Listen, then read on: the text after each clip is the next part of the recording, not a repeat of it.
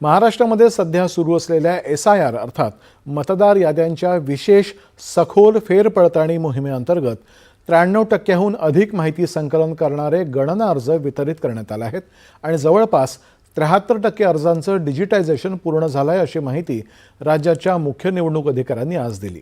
वर्धा आणि हिंगोली जिल्ह्यांमध्ये अर्जांचं 100% वितरण झालंय, तर पुणे, ठाणे आणि मुंबई उपनगर यासारखी प्रमुख शहरं वितरण आणि डिजिटायझेशनच्या प्रगतीमध्ये मात्र मागे राहिलेत असं त्यांनी सांगितलं। SIR अंतर्गत माहिती संकलनाचा टप्पा 30 जूनला सुरू झालाय आणि तो 8 ऑगस्टला पूर्ण होणार आहे। राज्यातल्या 9,79,00,000 मतदारांसाठी एकंदर 9,18,00,000 गणना अर्ज वितरित करण्यात आले आहेत, तर 7,13,00,000हून अधिक अर्जांचं डिजिटायझेशन करण्यात आलंय।